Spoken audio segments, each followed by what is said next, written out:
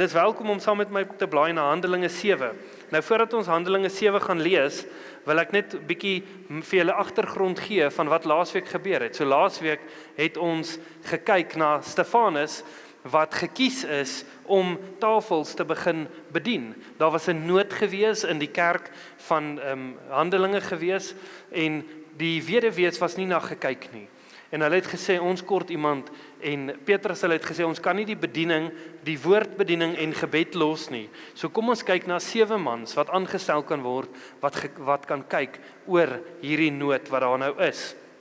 En Stefanus is een van hierdie mans wat gekies is. Nou in die proses van wat hy besig is om te bedien en te kyk na al hierdie goeders het hy te doen gehad met 'n sinagoge.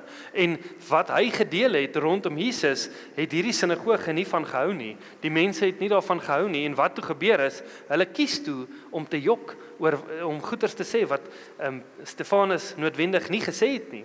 En hy is toe gevang en hy gaan nou, waar ons nou onsself bevind, is hy nou voor die Sanhedrin, wat eintlik die Hooggeregshof van Israel was. Daar was al die goeters uitgesit en gesê wat gaan gebeur. So interessant, Jesus het voor hulle verskyn, maar hy het in die vroeë oggendure voor die Sanhedrin verskyn. Toe het Petrus hulle 2 keer voor hulle verskyn, en nou vind ons onsself waar Stefanus nou voor hierdie Sanhedrin verskyn, oor dit wat hy besig is om te verkondig. En hy is primêrliks aangekla, omdat hulle sê, hy teen Moses gepraat het, hy teen God gepraat, en hy teen die tempel gepraat. Nou, ons gaan hierdie gedeelte in een slag lees, so ek gaan net 'n sluk water vat voordat ons begin. Hierdie is een van die langste hoofstukke in die Nuwe Testament, maar ons gaan hom dwars deur lees, want dit gaan baie moeilik wees om hom stuk vir stuk op te breek, en dan gaan ons meer oor hom gesels.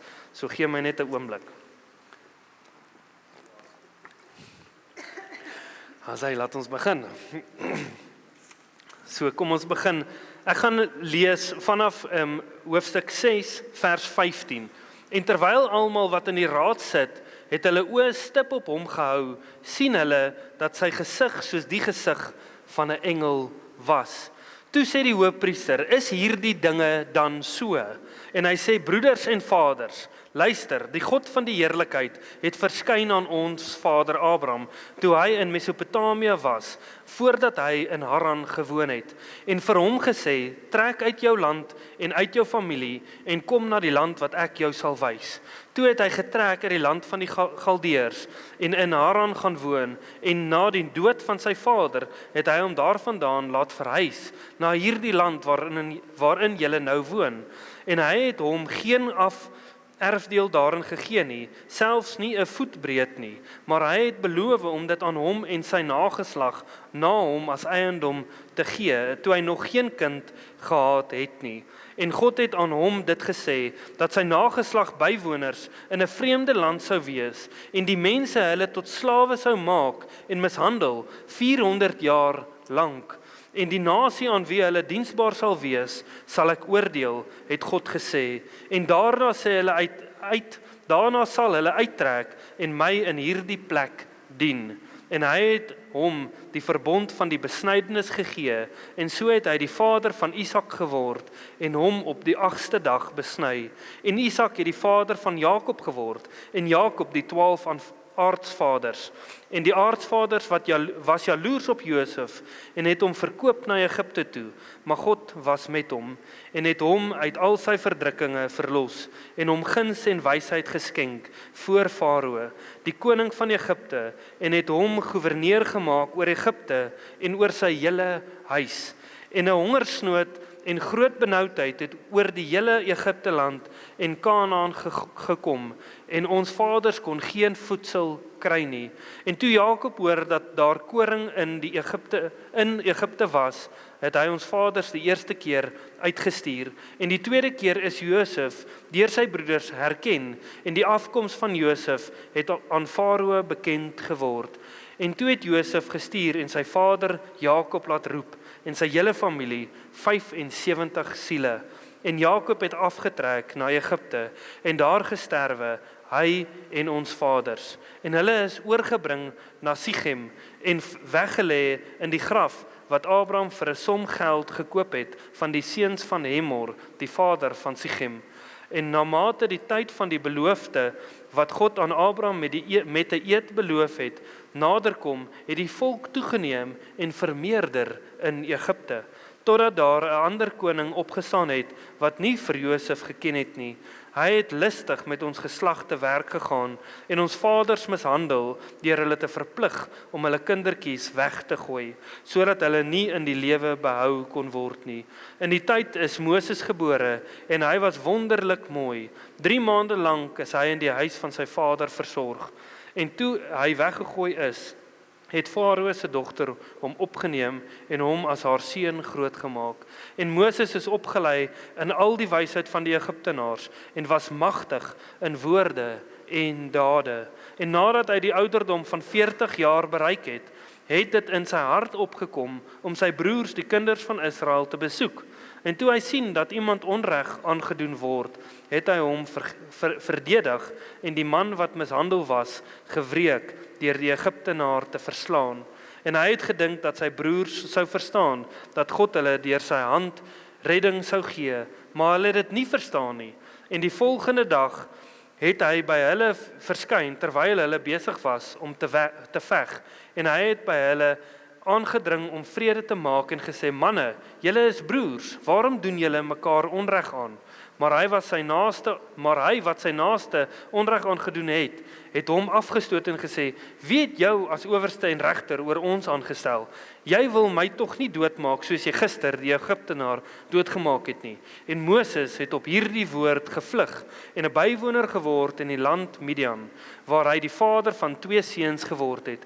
En toe 40 jaar verby was, het 'n engel van die Here aan hom verskyn in die woestyn van die berg Sinaai, in die vuurvlam van 'n doringbos. En Moses het dit gesien en hom oor die gesig verwonder. En toe hy daarheen gaan om dit te besien, het die stem van die Here tot hom gekom: "Ek is die God van jou vaders, die God van Abraham en die God van Isak en die God van Jakob." En Moses het begin bewe en nie gewaag om dit te bekyk nie.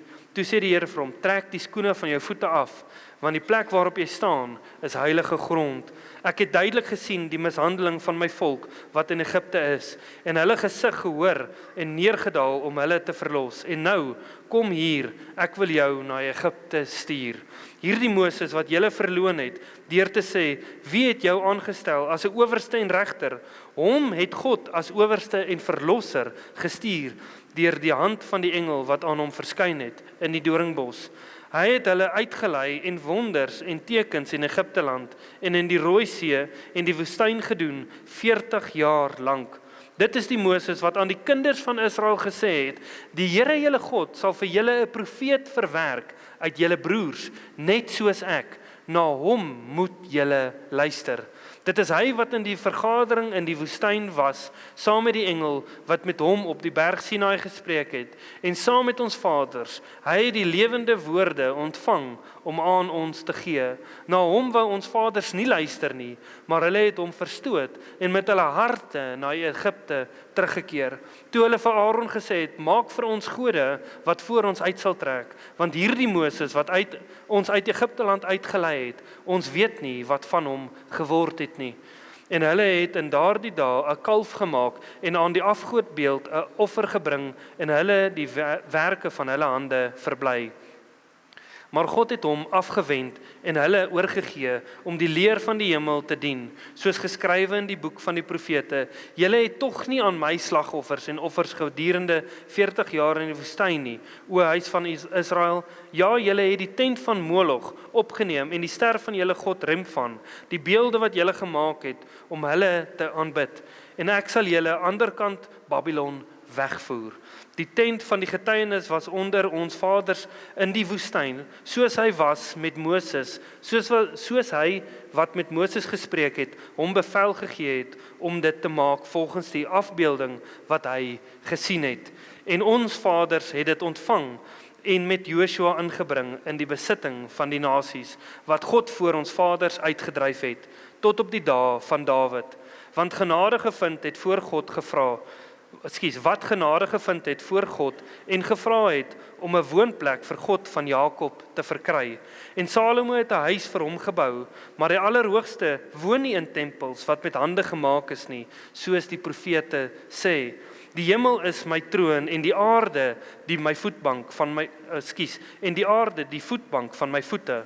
Watter soort huis sal julle vir my bou, sê die Here, of hoedanig is die plek van my rus? Het my hand nie al hierdie dinge gemaak nie? Julle hardnekkige en onbesnedenis van hart en ore, julle weerstaan altyd die Heilige Gees, net soos julle vaders, so ook julle. Watter een van die profete het julle vaders nie vervolg nie? Ja, hulle het die gedood, wat vooraf die koms verkondig het van die regverdige, van wie julle nou verraaiers en moordenaars geword het. Julle wat die wet deur beskikking van engele ontvang het en tog nie onderhou het nie. En toe hulle dit hoor, was hulle woedend in hulle harte en het teen hom op die tande geknars. Maar hy was vol van die Heilige Gees en het die oë na die hemel gehou en die heerlikheid van God gesien en Jesus wat staan aan die regterhand van God. En hy het gesê, kyk, ek sien die hemele geopend en die Seun van die mens aan die regterhand van God staan. Maar hulle het met 'n groot stem geskreeu en hulle ore toegestop en soos een man op hom aangestorm. En hulle het hom buitekant die stad uitgewerp en hom gestenig en die getuies het hulle klere neergelê by die voete van 'n jong man met die naam Saulus. En hulle het Stefanus gestenig terwyl hy die Here aanroep en sê, Here Jesus, ontvang my gees. En hy het op sy knieë neergeval en met 'n groot stem uitgeroep, Here, reken hulle hierdie sonde nie toe nie. En met die woorde het hy ontslaap. En Saulus het ook sy vermoording goedgekeur en daar het in die tyd 'n groot vervolging teen die gemeente in Jerusalem ontstaan en almal is verstrooi oor die streke van Judea en Samaria, behalwe die apostels. En godvreesende manne het Stefanus begrawe en 'n groot rou oor hom bedrywe. Maar Saulus het die gemeente verwoes in die huise gegaan en manne en vroue uitgesleep en in die gevangenis oorgelewer. Hierso sien ons vir Stefanus, waar hy eintlik die Ou Testament so mooi opsom. Nou ek wens ek kon dit so vinnig vir julle opgesom het, maar dit is nie moontlik nie. En ons sien die feit dat hy hulle aanspreek, hoe hulle gereageer het. Daar's twee goeders wat vir die Jode baie belangrik was. Dis eerstens Moses en sy wette en die tempel wat volgens die Jode die woning van God was. Nou wat vir my baie interessant is hoe Stefanus reageer toe hy aangekla is. Hy het nie een keer homself probeer verdedig om te sê, nee, ek het nie dit gesê nie, of nee, dit was so, of nee, julle verstaan verkeerd. Nee, ons sien eintlik dat hy dit wat hulle hom voor aankla draai en hy sê in vers 51, ek kla julle aan, want dit wat julle gedoen het, is nie reg gewees nie. Omdat Stefanus dit gesê het hy die eerste martelaar geword vir Jesus, vir geloof in Jesus. En ek wil vir julle sê, daar het nog nie 'n tydperk verbygegaan waar daar nie Christene hulle lewe gee vir hulle geloof in Jesus nie. Ek weet nie wie van julle is bewus van wat aangaan in die Kongo nie. Die meeste media praat nie daaroor nie. En ek het probeer net kyk wat het gebeur in hierdie jaar in die Kongo en daar's om en by so 200 mense wat al vermoor is, Christene in kerke, wat hulle doodgemaak is, wat hulle koppe afgekap word, wat die kerke verbrand word en ongeveer 100 wat ontvoer is. Media praat nie daarvan nie. Dis een land. Daar is baie lande wat Christene uitdruklik vervolg word, wat Christene vermoor word, wat Christene onderdruk word. Ek en jy het die voorreg om hier te sit en nie bekommerd te wees of iemand gaan kom en ons wil toesluit of ons lewens moontlik wil neem nie. Sien ons dit regtig as 'n voorreg of minag ons dit partykeer? Ek wonder hoe sal dit lyk as ons in 'n verdrukte land moet lewe, wanneer Christendom werklik iets is wat jy vervolging voor moet beleef.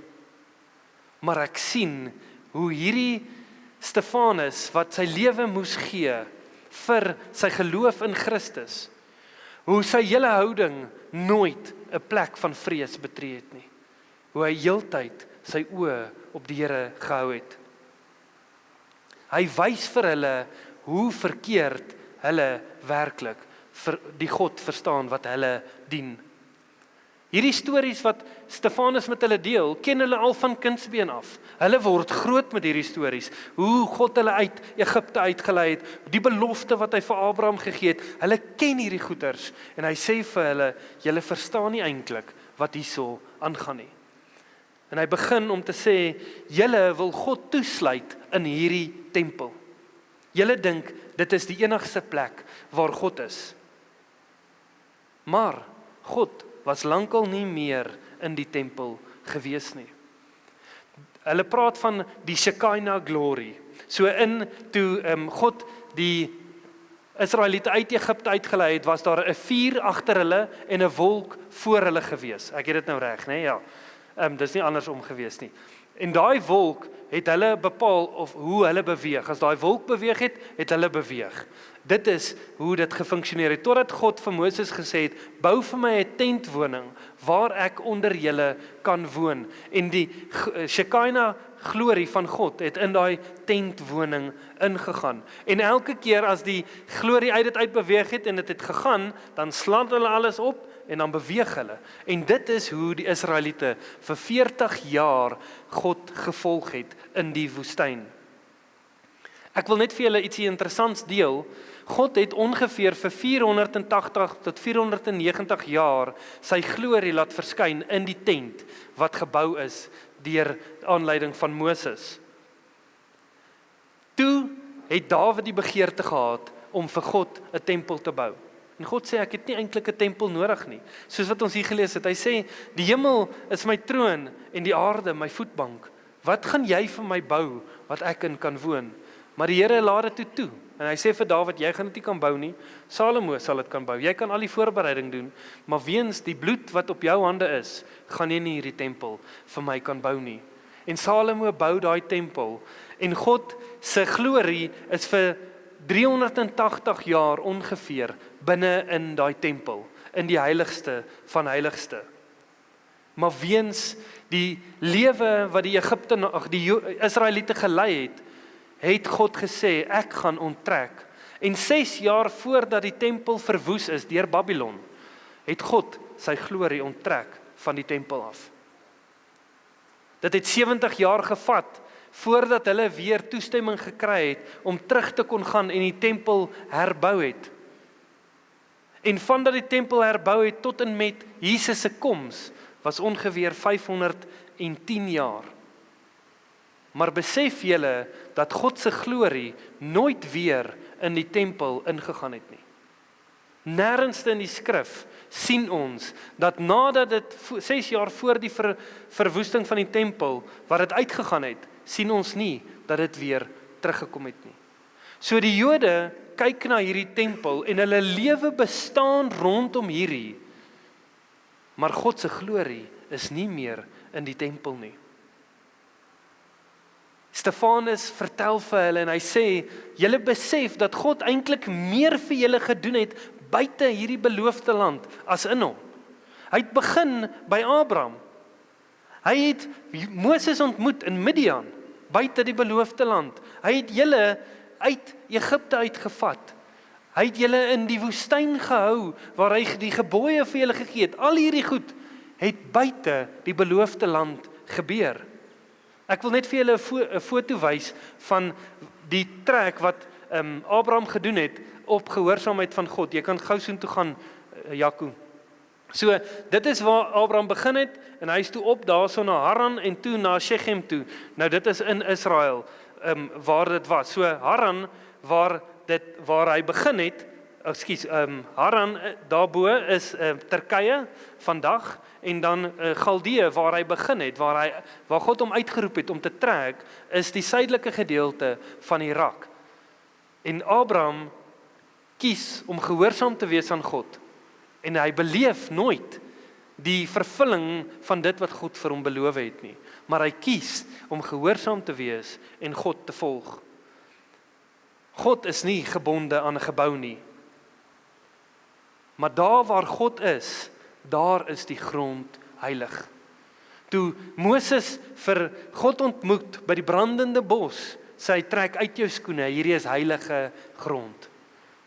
Ons moet nie die fout maak om te dink 'n plek is waar God funksioneer nie. Ons moet nie dink ons kan net met die Here praat as ons in die kerk of in 'n gebou is nie. God is oralste saam met ons. God is oralste. God sê op 'n kol, hy sê wees heilig, want ek is heilig. Hoekom? Toe Moses daai grond net wou betree, toe sê hy, wees versigtig, trek uit jou skoene, hierdie is heilige grond. Hy sê hierso vir hulle, besef julle dat wat julle het, alles vir julle gegee is buite hierdie land. Behalwe vir die tempel, is dit alles buite die land vir julle gegee. Die probleem was, dat hulle vir God gekoppel het aan 'n plek. Maar dit was nie altyd so gewees nie. Die probleem wat ek en jy maak, is as ons 'n resep vir God wil hê. Ons wil sê, God werk so, God doen dinge so, God is daar, dan loop ons die risiko om godsdienstig te word. Om te sê, ek moet so bid, ek moet hierdie so doen, ek moet soveel tyd, dit. Wanneer ons 'n resep en 'n formule soek om God te dien, dan loop ons die risiko om godsdienstig te word. God roep ons na verhouding. Hy wil nie 'n godsdienstige verhouding met ons hê nie. Hy wil 'n lewendige, intieme verhouding met ons hê. Ek en jy moet eerder sê, Here, ek wil nie U probeer verstaan nie. Moet ons daarna strewe om God beter te verstaan? Ja, maar ons gaan dit nie in die leeftyd regkry nie. Ons moet eerder sê, voordat ek alles van U wil verstaan, gaan ek kies om gehoorsaam te wees en te doen wat U sê. Toe God beweeg het in die woestyn, het die Israeliete saam beweeg. Is ek en jy bereid om te beweeg wanneer God vir ons sê om te beweeg? Hy sê vir Abraham, gaan. Abraham gaan. Is ek en jy bereid om te gaan as God vir ons sê om te gaan? Maar vir dit moet ons verhouding hê met hom. Ek en jy moet versigtig wees om God te probeer beheer of om in te pas in 'n raamwerk wat ons bou. Ek en jy moet hom net gehoorsaam. My en jou verhouding met God begin nie eendag as ons oë oopmaak in ewigheid nie. My en jou verhouding begin nou al met God. As jy sê jy's gered en jy dien die Here, dan wil ek vir jou vra, as jy nie aktief besig is om 'n verhouding met hom te ontwikkel en te bou en te groei nie, hoekom gaan jy eendag vir ewig saam met hom in ewigheid wil wees? Want ewigheid saam met God gaan oor hom. Ons gaan hom meer en meer in diepte leer ken van wie hy is. Maar dit begin nie in ewigheid nie, dit begin nou. Ek wil hê jy moet jouself indink, hoe lyk dit as jy nou jou oë sou toemaak en oopmaak in ewigheid en jy moet Jesus sien? Hoe gaan daai ontmoeting lyk? Gaan dit awkward wees van, hallo Johan, of gaan dit, Here, ek lees van U, ek leer U ken in die woord, is vir my 'n voorreg om U te sien van aangesig tot aangesig. Ons moet onsself daai vraag vra. Of is ons bang? Want ons moet nie bang wees om die voorreg te hê om eendag van aangesig tot aangesig met Jesus te staan en te praat nie. Ons moet dit sien as 'n voorreg. Vrees is 'n baie slegte motiveerder om langtermyn verandering in ons lewe te bewerkstellig. Die volgende aanklagte wat teen hom was, is dat hy gesê het, Moses se wette gaan afgebreek word en dit word geminag. Maar Stefanus sê vir hulle, julle het die wette. En julle dink julle onderhou dit. Maar van die begin af, wat julle uit Egipte gelei is, het julle dit nie onderhou nie.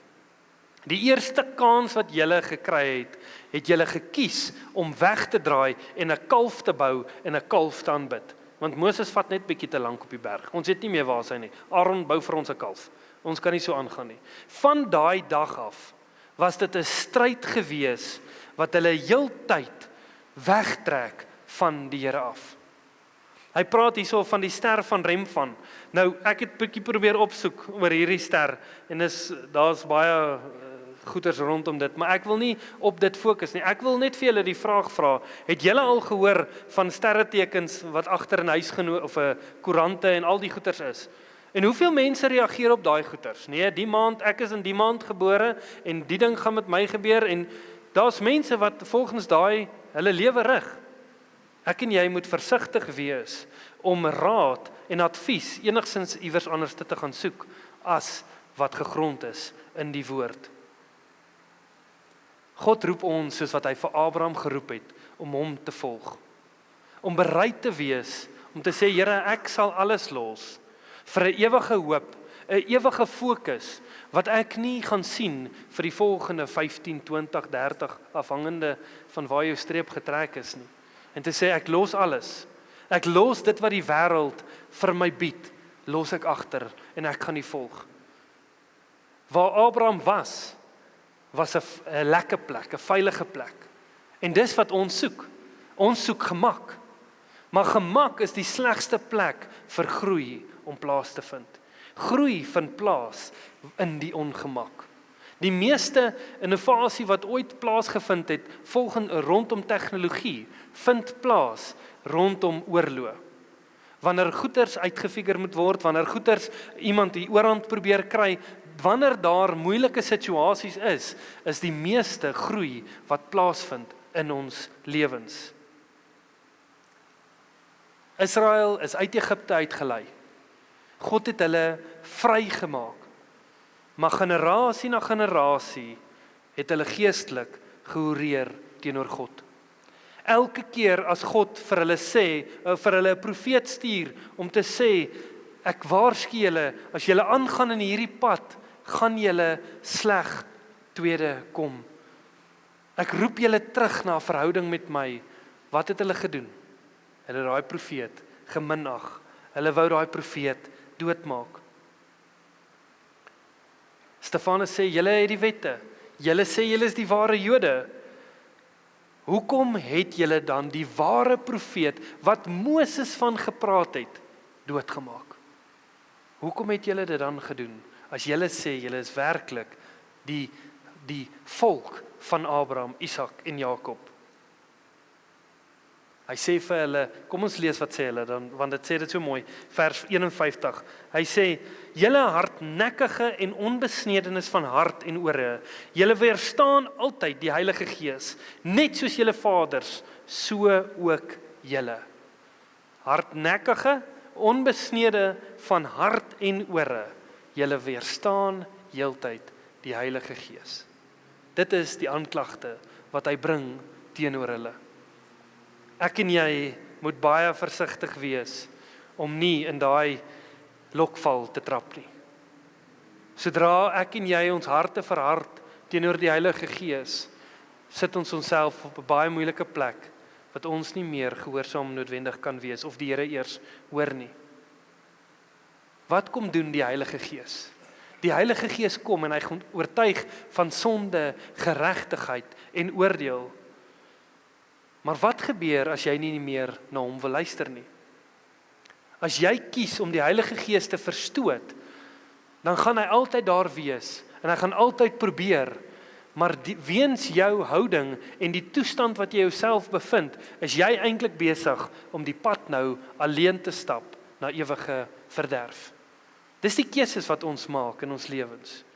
Ons kan nie albei hê nie. Ons kan nie ons kop wil volg en die Here wil volg nie. Hy sê jy moet kies. Of jy volg my en jy gehoorsaam my, of jy volg jou eie kop. En dan kyk ons waar dit uitkom. Maar ek is hier. Ek wil jou help. Ek steek my hand uit. Dis jou keuse of jy hom gaan aangryp of nie.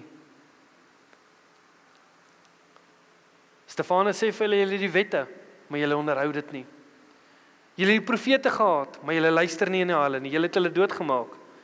Julle dink God is in hierdie tempel, maar hy is nie meer nie.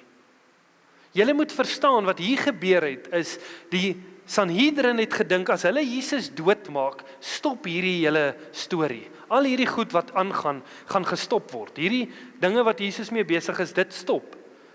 Maar toe Jesus doodgaan, toe word dit erger. Daar het 'n paar, ek sou nie sê, kom ons sê nie eers 500 mense het Jesus gevolg toe hy op aarde was nie. Daar's 'n pakol gewees wat hy ernstig gepraat het oor die bloed en oor sy bloed en sy vlees wat hulle gaan moet eet, en hulle sê nee, as dit is wat ons moet doen, dan wil ons nie meer u volg nie. Dit is nie 'n groot groep mense wat Jesus gevolg het nie. Inteendeel, Jesus het net baie tyd met sy 12 disippels spandeer en dan genesing gedoen, maar hy was intiem besig om 'n pad met 12 mans te stap. Met Jesus se dood, wat toe gebeur het, is ewe skielik, sien ons, na die uitstorting van die Heilige Gees, kom daar 3000 mense tot bekering. Nie lank daarna nie, is daar 5 mense wat tot bekering kom.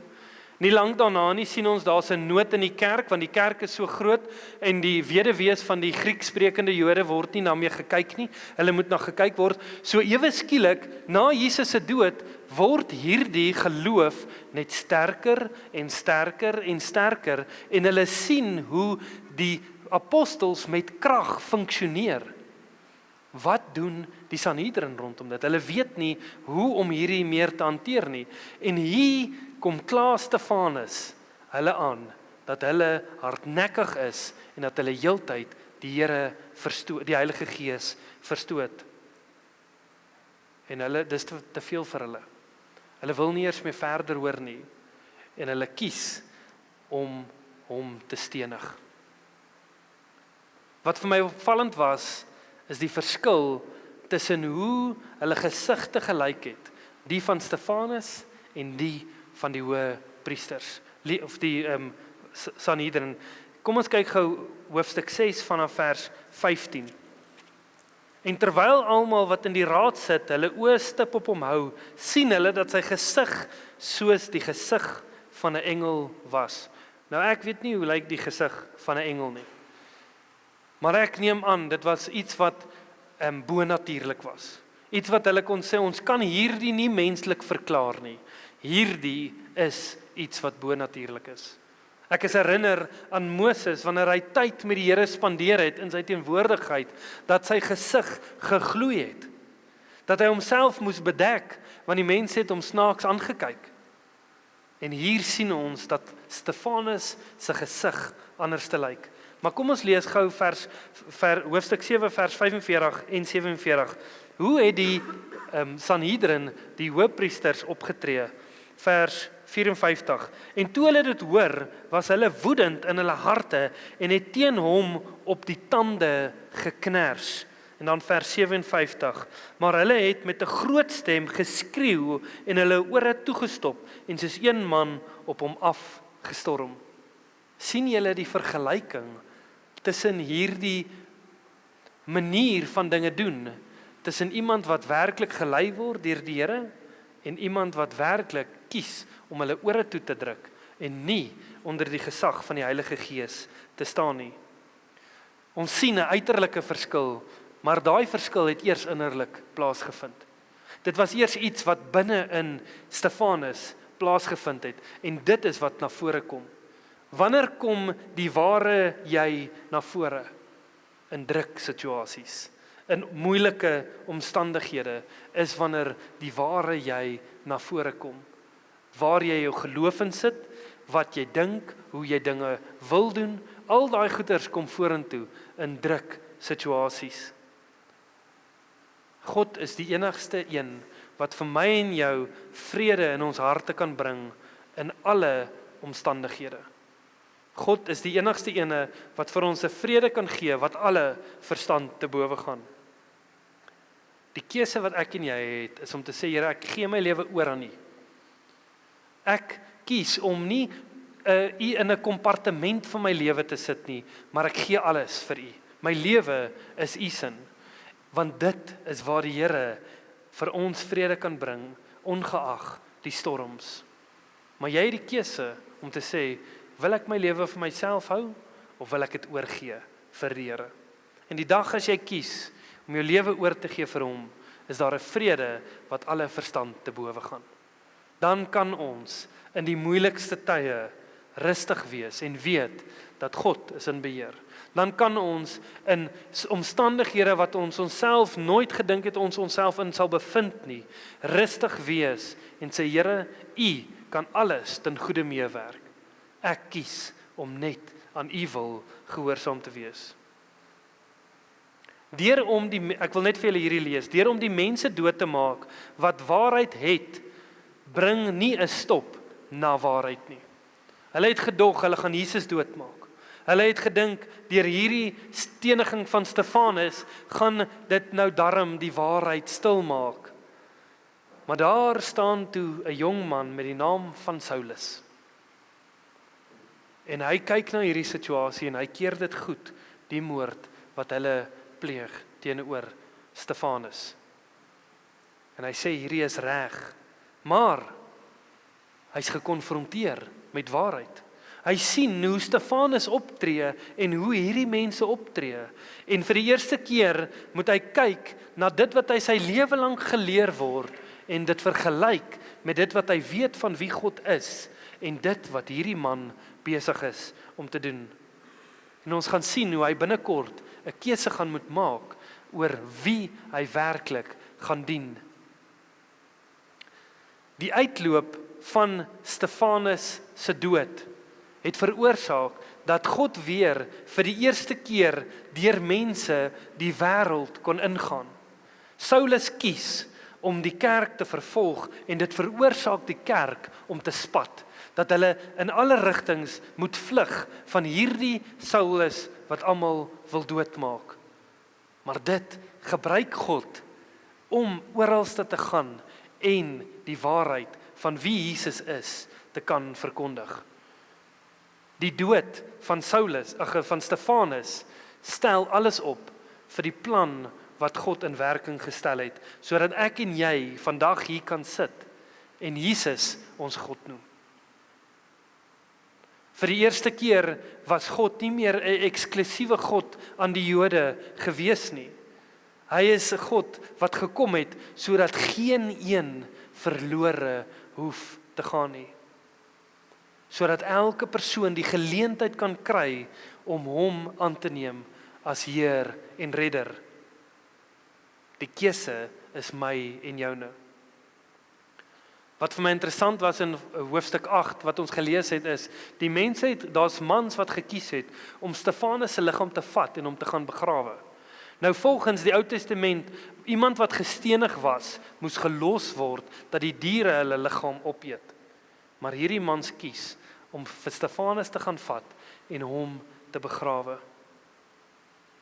Hulle kies om hom te eer vir dit wat hy gedoen het. Dis 'n baie moeilike gebeurtenis wat hierso plaasvind. Maar ek wil vir julle sê, elkeen van ons gaan deur moeilike tye. Elkeen van ons gaan deur goeters wat ons nie deur wil gaan nie. Maar as ons sal toelaat dat die Here kan werk in daai situasie, sal hy dit ten goeie mee laat uitwerk vir ons. Ek het 2 goeters wat ek net vir julle mee wil los voordat ek nou gaan afsluit. Die eerste ene is, God vra ons om die wêreld agter te los en hom te volg vir 'n ewige woning. Maar is 'n keuse wat jy daagliks gaan moet maak. Jy het nie net die dag toe jy jou hart vir die Here gegee het en gesê het, Here, ek gee my lewe vir U, nou is alles net honkie-dorie nie. Dis 'n pad wat ons stap saam met die Here. Daagliks moet ons kies om te sê, Here, ek wil U wil doen en U volg. Ons moet dit nooit doen uit godsdiens nie. Ons moet dit doen uit 'n verhouding met hom. As jy kyk na 'n verhouding wat jy het met iemand, dit begin nie by 'n intieme verhouding. As jy kyk, kom ons kyk, vergelyk 'n verhouding met 'n man en 'n vrou. Hulle deel alles. Dis 'n intieme verhouding wat hulle het, maar dis nie waar dit begin het nie. Dit het begin by 'n awkward hallo.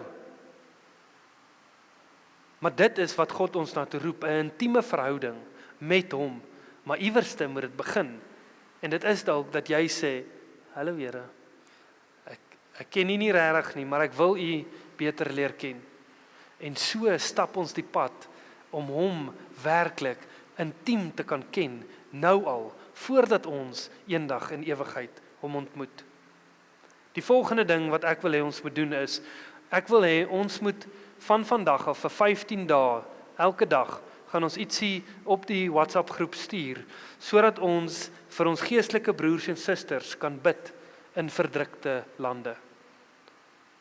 Die belangrikste ding wat ons moet doen in enige situasie is eers bid en die Here vra om ons te help. Kan ons vir mense wat vervolging beleef, bid vir die volgende 15 dae. As julle dan verder aan wil gaan, is julle meer as welkom. Maar dit is my versoek, dat ons dan as gemeente vir die volgende 15 dae sal bid vir mense wat vervolging beleef. Maar ek wil hê ons moet iets spesifieks bid. Ek wil nie hê ons moet bid, Here red hulle uit dit uit nie. Ek wil hê ons moet bid, dat die Here hulle harte sal bewaar, dat hulle bereid sal wees om hom nie op te gee, ongeag watse situasie hulle self in bevind nie. Dat hulle so geanker sal wees in wie hy is, dat hulle tot bereid is om hulle lewe op te gee en hom nooit op te gee nie. Ek wil hê ons moet bid, dat ons vir hulle, dat hulle sal volhard tot op die einde, dat hulle die wedloop sal voltooi.